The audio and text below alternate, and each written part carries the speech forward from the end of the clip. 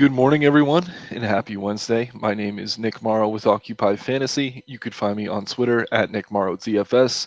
As always, I'm here to help you break down tonight's NBA DFS main slates on both DraftKings and FanDuel. We get a 9 game slate tonight, locking at 7 p.m. Eastern Standard Time. If you haven't already, please like the video. Also, subscribe to the channel. That helps us get more free content like this out to you on a daily basis.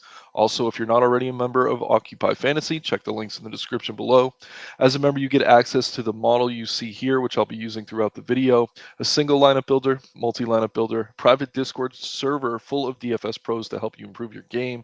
There's also a 30-minute window leading up to each slate's lock where you could ask your lineup and slate specific questions. So we get a 9 game slate tonight. Obviously, a lot to get through. I like to go through team by team, game by game. So we got to go quick. So without further ado, let's get into it here. So first game on the slate, we have the Charlotte Hornets. Let's see. They are on the road at the Washington Wizards. The Wizards are 5-point favorites at home, 235.5 point game total here. So let's start over on the Charlotte side of things. Theo Maledon's out, no Cody Martin, still no Kelly Oubre. James Bouknight, Kai Jones are both in the G League. So no major news here we weren't expecting. Obviously, with Kelly Oubre out, we're seeing a little bit of extra usage to the starters. Mason Plumlee looks fine on both sides, just a little bit too cheap knowing his upside.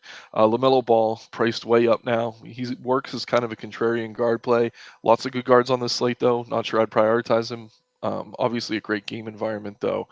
Gordon Hayward, though, 4,900 on DK, 5,200 over on FanDuel. He's very appealing to me here, mostly because of the price more than anything. Then Terry Rozier's fine.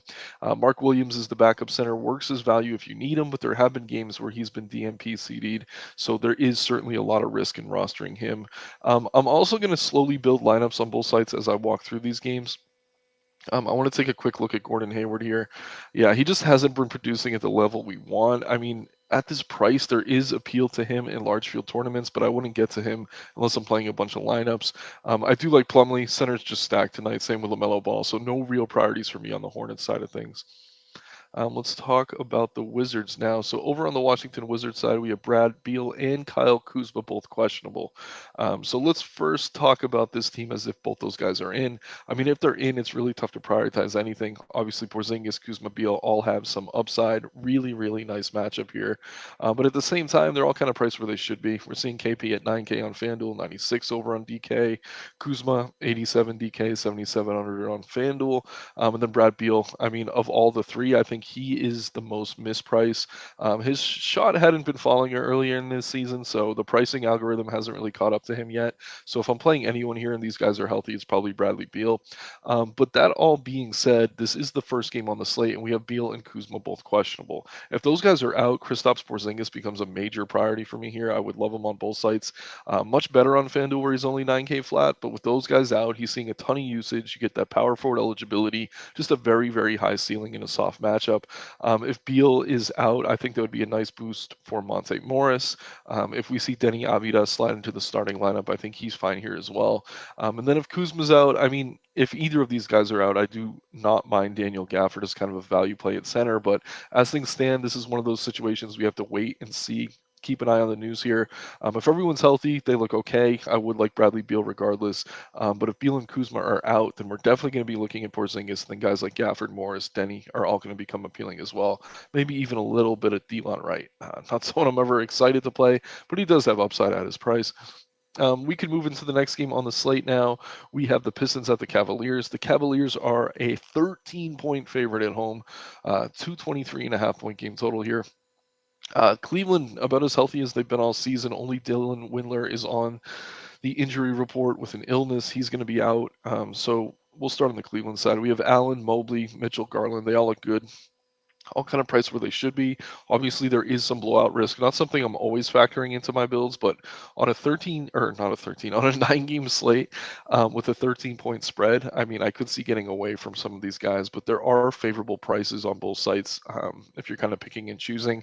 I like Allen a lot on DK, 6,900. That feels too cheap.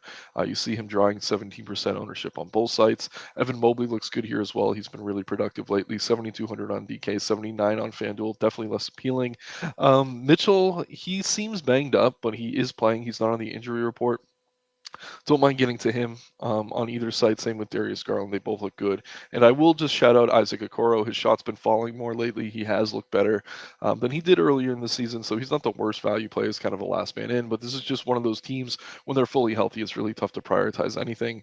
Also, you have one of the lowest totals on the slate and one of the widest spreads. So there's plenty of reasons to get elsewhere. So I'm not rushing to get to Cleveland. It's also the first game on the slate. So by rostering players there, you're going to be kind of handicapping your ability to make pivots and late swaps throughout the night. So over on the Detroit side of things, Marvin Bagley and Cade Cunningham are still out. Otherwise, this is a healthy team. One of the toughest matchups defensively against Cleveland here. I mean, with the 13-point spread, I think they have like less than a 100-point total implied, so it's really tough to get excited about Detroit. That being said, I mean, Ivy, Duren, both fine. I think if I'm playing anyone from Detroit, it's probably Isaiah Stewart here. He's been really productive in his minutes. I'd prefer him to be starting. We have seen him both starting and coming off the bench at times, but he's someone I'd at least consider. Killian Hayes coming off the bench, not someone I'm very interested in. Alex Burks has been starting most of the games recently, not closing though. But at that cheap price, I do think there's some merit to rostering him. Obviously, Bojan, Sadiq Bey have high ceilings, but they're very, very risky in this matchup. So no priorities really for me from Detroit. We can move into the next game on the slate now. We have the Indiana Pacers. Let's see here. At the Miami Heat, the Heat are 7-point favorites at home. So let's start with the Pacers. They're a little bit easier to talk about. Um, let's see. All right. So Chris Duarte is questionable. Otherwise, it's just G League guys on the injury report. Another healthy team, all kind of priced where they should be. Obviously, Halliburton has a nice high ceiling, 9,500 on DK. Feels a little bit expensive. I like that 8,800 tag on FanDuel much better. I imagine I'll get to some shares of him. Miles Turner's okay here. Don't mind Nemhard, Buddy Hield. These are all just kind of last man in type plays, though. Miami, similar to Cleveland, one of the better defensive teams in the league. And yeah, this is about as healthy as Indiana's been all season. So it's really tough to want to get there knowing that most of these guys are priced as though someone else is out. So not getting to many Pacers. Don't mind Halliburton or Healds or Turner really, but I wouldn't call any a priority. On the Miami side of things, though, this is going to be one of the bigger spots of the evening. We have the trade deadline coming up tomorrow, so keep that in mind. We could have some crazy news break throughout the day. I know Miami is a team that's been talked about a lot in trade rumors, namely one Kyle Lowry, who is out tonight. Nikola Jovic also out, Victor Oladipo, Duncan Robinson both out, but Gabe Vincent is probable. Gabe Vincent, probably one of the chalkier plays on the slate as things stand. He is actually the first guy I'm going to go ahead and pencil in these kind of dummy builds that I'm creating. Let's see here. Yeah, so Gabe Vincent's going to get starter minutes with Kyle Lowry out of the lineup.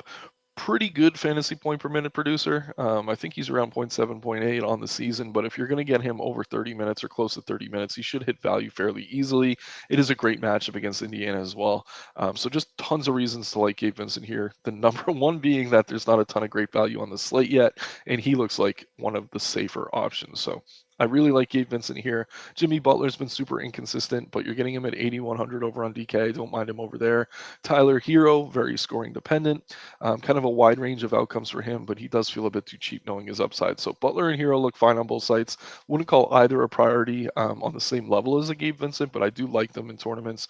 You see a lot of ownership going to these guys. And Haywood Highsmith, if he starts here, I'd have some interest, but as things stand, I mean, I think he's a little bit over-owned. You're seeing 22% on DK, 17 over on FanDuel. But with Oladipo, Duncan Robinson both out, I think he should get some rotational minutes here.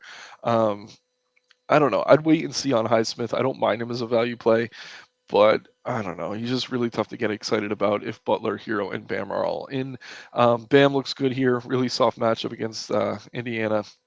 Miles Turner, not the worst defender, but that front court as a whole is pretty soft, and they could definitely scheme plays for him. So I like Adebayo, like Hero, like Butler, love Vincent, but Vincent is going to be chalkier, so just keep that in mind. But there is a lot to like from this Miami team. 7-point spread. This game should be relatively competitive, and they're going to be paced up in a big way. So you see only a 223-point total here. But yeah, it's a favorable matchup in a big way for Miami, so I like them a lot. Just keep an eye on the news. Wouldn't be shocked to see someone like Butler or Bam scratch throughout the day. More likely Butler, as we've seen it many times this season, in which case Hero and Bam would become priorities for me. So a lot to like on Miami. I will call Gabe Vincent a core play as things stand. We can move into the next game on the slate now. A really fun and competitive matchup. We have the 76ers at the Boston Celtics. Celtics are 4.5 point favorites at home. Jaylen Brown's listed as probable. No Danilo Gallinari. Still no Marcus Smart. Robert Williams listed as probable. So Boston's pretty much healthy outside of Marcus Smart. Derek White's had some huge games with Smart out, as has Malcolm Brogdon. Neither are drawing much ownership. I don't mind them as tournament plays. At guard, Tatum obviously a very high ceiling. He's very expensive though. Tough to prioritize him over some of the other pay up options we have on the slate. But I would never talk someone off of playing Tatum, even in a tough matchup against Philly. Jaylen Brown, certainly more affordable. Obviously, not the same upside as Tatum, but we have seen him go for 45, 55 fantasy points at times. Not the best matchup for something like that, but obviously, small forward's going to be one of the thinner positions tonight. So off that alone, I don't mind getting to some Jaylen Brown. The one piece I think is on the trade block for Boston is Grant Williams. I know they like him, but he's going to be demanding a lot of money in the offseason. I've actually heard Miami as a team who's floated his name out there as someone they'd look to acquire, but I don't know. I don't think we have to really build for that or anything tonight. Just something to keep in mind. Um, but yeah, I like White and Brogdon in tournaments. Prefer White of the two. He's just been a little bit more productive lately. And then obviously Brown, Tatum are fine. Robert Williams, very high ceiling. He's finally priced up over 6K on both sides though. So not quite the priority he has been recently. So plenty of reasons to like Boston here, but not enough for me to call anything really a core play. We could switch over to the Philadelphia side of things now. Um, Embiid's listed as questionable. That's obviously massive, massive news. That's really the only piece of news we have to wait on. So if Embiid's in, he's going to be my favorite Sixer here. Boston, decent front court defense, but obviously Embiid's kind of matchup proof, so I don't mind him there at all. James Harden looks fine. 9,300 on FanDuel does feel a little bit too cheap, knowing what he's capable of. But let's say Embiid's out. If Embiid's out, then Maxey, Harden, Harris are all going to look excellent. Harden would become a priority for me, especially over on FanDuel. And then if Montrezl Harrell slides into the starting lineup in place of Embiid, he'd be one of your better value plays on the slate. But as things stand, I'd be pretty surprised if Embiid ends up sitting here. This is a very important game for these two teams for seeding as they sit atop the Eastern Conference.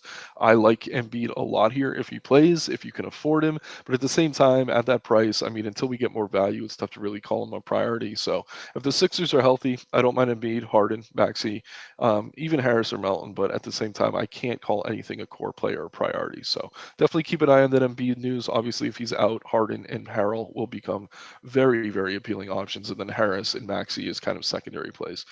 So good game there. Very competitive. Should be fun to watch, but maybe not the best game to chase for DFS or fantasy purposes. Moving into the next game on the slate now, we have the Spurs at the Raptors. Raptors are 10.5 point favorites at home, 232 point game total here. We'll start on the San Antonio side of things. Taking a look over at the injury report, they got a bunch of names on here. Dwayne Dedman, they just traded for. He's out. Keldon Johnson, questionable. Trey Jones, questionable. Sochan, doubtful. Vassell still out. Romeo Langford out. Charles Bassey out. And Dominic Barlow's with the G League, but he's out as well. So yeah, if this is going to be a close game, I think Jakob Poeltl here against his former team's very appealing. 6,100 over on DK, 6,700 over on FanDuel. We've seen him be inconsistent, but most of those 4 games have come in blowouts. So if this game stays close, I imagine it will be on the shoulders of Jakob Poeltl. That being said, I mean, he's tough to trust. There are a lot of good center plays on the slate. I don't know that you want to use up that position on him here. Yeah, if you think this game blows out, I mean, there's merit to going to Zach Collins as a value center on DK. Keldon Johnson and Trey Jones both listed as questionable. If they're in, they're fine. Wouldn't call either a priority, but if they're out, I think Josh Richardson becomes very appealing. So keep an eye on that. If those guys are out, Malachi Branham, also a very appealing option if he starts, but at the same time, he's priced up over 5K now on both sides, so a little bit tougher to get to. So tough matchup here for San Antonio. Not really a spot I'm looking to chase, but if Keldon and or Trey Jones are out, we could see some value open up. But as things stand, I like Podol on DK as a tournament play, but he does carry some risk. Um, But yeah, it's just tough for me to get excited about anything until we have more news from San Antonio, and even then, it is going to be a tough matchup against Toronto. So moving over to the Raptors side of things, we have OG still out. Otto Porter is out as well. I do just want to say this is one of the teams most involved in trade rumors right now. We've heard maybe Gary Trent moves, Siakam, Van Fleet.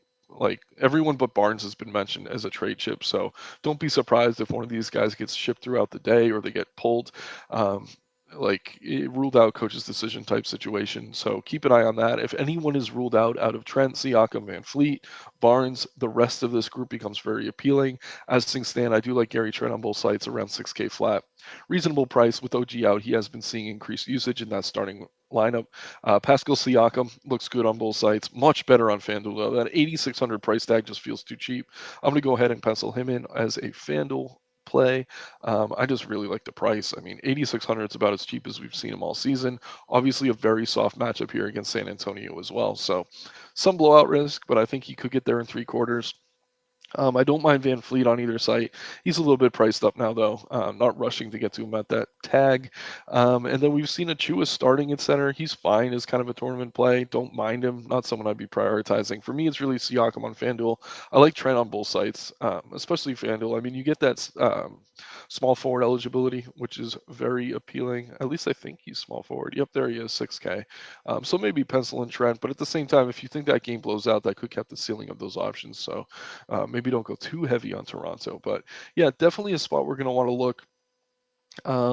Really like Siakam, Trent. Already talked about all these guys, so I guess we can move on. But another situation where maybe we get some news throughout the day. Wouldn't be shocked to see any of those starters traded. Toronto's definitely been struggling this season. Seems like they need to make a move. Moving into the 8 o'clock window now, we have the Kings at the Rockets. The Rockets are 8 point underdogs at home. We're looking at a healthy 239 point game total here. So let's start on the Rockets side of things. Only Kevin Porter Jr. is listed as out. Garrison Matthews is questionable. He does take up minutes, but not a very high usage player when he's in there. So the bigger news here is Porter. Jalen Green's been disappointing with Porter out. I mean, he's kind of working back from an injury. I'm going to take a quick look at his minutes. He's been kind of limited, but as he starts to see full run, I think he's going to be a good play with Porter out. He should lead the team in usage. And yeah, what do you know? We saw that last time out 33 minutes, 40 fantasy points. I like Jalen Green on both sides. Let's take a look at the DK price, 6,800. I'm going to get to him over there as well. So I'm going to go ahead and pencil in Green. I really like the matchup against the Kings. Kings have been playing good basketball, but they play very fast with kind of spotty defense. This is the type of matchup we could see Jalen Green succeed in. With Porter Jr. out. KJ Martin also is somewhat appealing. Don't mind Eric Gordon on either side. He's been hitting value consistently. Sengun been pretty disappointing with KPJ and Green out, but now that Green's back and some of that attention's come off of him as the primary ball handler, things have been opening up for him a bit. So I do like Sengun as a center play, kind of more of a tournament play, well, given his recent inconsistencies. But yeah, Martin, Gordon, maybe even Jabari Smith are all fine options. Jayshawn Tate is on the trade block. His minutes haven't necessarily been there though, so he's not someone I'm getting too aggressively. And I always say this: if Terry Eason ever slides into the starting lineup for whatever reason, he's someone I'd be prioritizing. Just a really good fantasy point per minute producer. I don't think we see that tonight. It's really just Jalen Green for me on this team, and then Sengun in tournaments. On the King side of things, we have nothing to talk about as far as injury news goes. A couple G League guys are out. Who cares? So Sabonis looks fine. Fox looks fine. Don't mind Barnes is kind of that last man in. Monk has upside, scoring dependent guard though. So another team that's healthy. They're all kind of priced where they should be. Really good matchup. So I do like Fox. I do like Sabonis. But at the same time, it's tough to really call any of them priorities. I guess Sabonis on FanDuel would probably be my favorite option from this team. But yeah, Fox, I mean, usually we're getting a nice discount on him over the other top flight guards, but now that he's priced up around 9K, that discount really isn't there anymore. So I don't mind him. But yeah, it's just tough to get excited about these guys at these prices, which is disappointing because it is an excellent game environment. I wouldn't talk anyone off of any of these Kings starters given the near 240 point game total here, but at the same time, at their prices, it's tough to call any a priority. So really good game environment, though, so don't skip over that. Moving into the next game on the slate now, we have the Minnesota Timberwolves at the Utah Jazz. The Jazz are 5.5 point favorites at home. Minnesota Timberwolves are actually the only team on a back-to-back on this slate, so we do not yet have their injury report. Um, Yeah, Naz Reid got benched at half last night. Maybe that tells us Gobert's going to rest here. He is facing his former team in Utah, though, so maybe that gives them more incentive to play him on the back-to-back. As things stand, I like Gobert. I think he's a good center play, 6,700 on DK, 7,200 on FanDuel. But keep an eye on this news. If he's out, he's going to be I mean, Naz Reid's going to be a major, major priority. So we have to kind of wait and see on Minnesota. Kyle Anderson was ruled out late yesterday in the afternoon. I think he's going to play tonight. We're getting him at 5K flat on DK, 5,500 on FanDuel. Forward, obviously one of the thinner positions on the slate. So I do like Kyle Anderson here. I'm going to go ahead and pencil him in just because it's such a thin position. But with that being said, if he's ruled out, I think we could go back to McDaniels or Torian Prince if he slides into the starting lineup. But it's easy though to pivot. I mean, if you go to Kyle Anderson, both those guys I just mentioned, McDaniels and Prince are cheaper, so it's a pretty easy pivot to make. I will say Anthony Edwards looks solid on both sites. His price is down. He's 9,100 on FanDuel now, 9,900 on DK. Certainly a little bit sticker shock there for me, but at the same time, I mean, he has flashed that upside. D'Angelo Russell got ejected last night, so people hopefully look at his game log and say, "Oh man, he stinks. I don't want to play him." But for me, I really like the price of 7,300 on DK, 7,400 on FanDuel. He's been very aggressive lately. So D'Angelo Russell, if this team is healthy, probably my favorite Timberwolf play here. But keep an eye on Gobert. If he's out, obviously Naz Reid becomes a major priority. So we could go over to the Utah side of things now. Jared Vanderbilt's questionable. Apparently, he's on the trade block. I imagine he's going to be ruled out tonight, regardless. Mike Conley's been discussed in trades, but as things stand, he's not on the injury report. He feels too cheap on both sites. 5,900 on DK, a little bit too cheap. 6,200 on FanDuel. He's been consistently hitting around like 30, 35 fantasy points every night, which is right around value for him. So I'll go ahead and pencil him in on DK. I don't know that we need to get there on FanDuel right now, but at the same time, I do like him a lot. Walker Kessler, very inconsistent, but he has a very high ceiling. He needs blocks and steals to get there. 7,200 on FanDuel, kind of unplayable, but at 5,700 over on DK, I could see getting some shares of him. Kelly Olynyk starting. If Vanderbilt is out again, I'd feel better about Olynyk here. Sub 5K on both sides. I actually think he's a really good value play at power forward. So I'm going to go ahead and drop in Kelly O.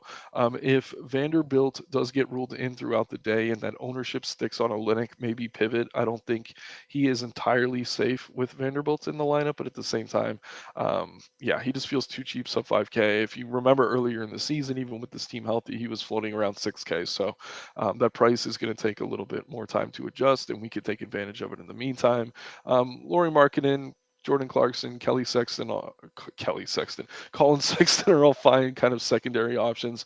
Nothing I'd really be prioritizing. My favorite plays here are Mike Conley and Kelly Olynyk, and then I don't like Walker Kessler as kind of a boomer bust center play on DK, but very, very risky given his inconsistent minutes. So we can move into this 10 o'clock window now.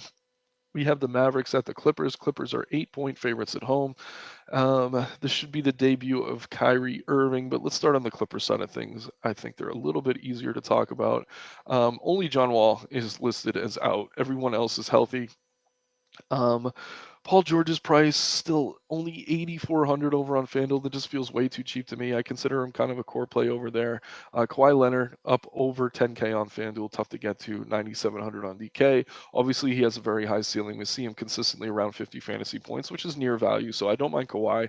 Wouldn't call him a priority though at these prices.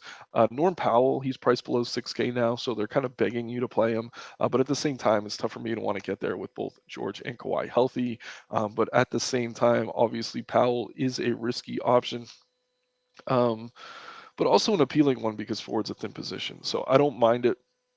But at over 10% ownership on a 9-game slate, I'm not sure I'd get there.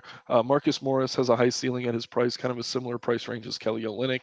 If you want to make an ownership pivot in those late games, that makes total sense to me. But yeah, as things stand, I really like Paul George on FanDuel. That's really the only thing I'd call a priority here. I do imagine Norm Powell is very popular unless we get more value to open up at forward, but he's tough for me to want to prioritize. So moving over to Dallas now, we have the Mavericks. Luka Doncic is out. But yeah, tonight we should see Kyrie Irving making his debut. He is 10-6 over on DK, 9,800 on FanDuel. First game with a new team, maybe that caps his upside, but at the same time, with Spence Dinwiddie gone and Luka out, it should be the Kyrie Irving show. So Kyrie, good tournament play on both sides. I don't know that people are going to want to go there against the Clippers, but at the same time, I mean, the ceiling is pretty obvious. Josh Green, if he starts, looks good. He's coming off a massive, massive game. He addresses that thin forward position. Jaden Hardy, excellent off the bench, really dynamic scorer for Dallas. He should get some extra usage here as well. But yeah, that's really it. I mean, I don't mind Christian Wood. I just don't like the 8,800 price over on DK. I'd definitely prefer him on FanDuel at 8K flat, but it is a tough matchup. Not something I'm necessarily rushing to get to. And with Kyrie in there, we're going to see a major dink in his usage. Obviously, when Luke is in, he can still get there, but at the same time, I don't know. I'm just not rushing to get to Wood. There's a lot of good power forwards tonight, namely Siakam, Sabonis, etc. So Kyrie looks good here. Green if he starts. Don't mind Hardy as a large field tournament play. But yeah, I think other than Green, it's really tough to call anything a priority. And I'm really only getting to Green if he is in that starting lineup. So keep an eye on that. I think with Finney Smith out of the picture now, there's a good chance we see him start. But if he doesn't, I would probably pivot off of him. Moving right along, we got one more game here. We have the Warriors at the Blazers. Blazers are 2.5 point favorites at home, 234.5 point game total here. Starting on Golden State, still no Steph Curry. That's obviously the biggest piece of news. Jordan Poole, still too cheap on both sites, especially on DK. 7,100 is just egregious pricing in my opinion. So I'm going to go ahead and put him in on both sites. Yeah, we just see Jordan Poole with a massive usage rate with Steph out of the lineup. We're seeing Klay Thompson coming off one of his best shooting games of the season, now priced close to 8K. I don't mind him here. Very high ceiling as a tournament play, but not something I could really consider a priority. If we see Kuminga start, he's a solid value option at those thin forward positions. Don't mind Draymond. Don't mind Wiggins. Even DiVincenzo coming off the bench has some appeal, but at the same time, the priority here is very clearly Jordan Poole. And then if Kuminga does start, I do like him. But at the same time, coming off the bench, he's a little bit tougher to trust. So keep an eye on that starting lineup for Golden State. Obviously, Poole is a core play, and then Kuminga if he starts as well. Um, all right, Portland. Still no Yusuf Nurkic. Justice Winslow's still out. Keon Johnson questionable. Eubanks is probable. So if Drew Eubanks starts at center, I think you could go there for value. I like him better on FanDuel where you're getting that power forward eligibility. Jeremy Grant priced about where he should be, but again, another reasonably priced power forward certainly has some value on this slate. Dame, if you can afford him, looks excellent. One of the best guard options on the slate. Really high.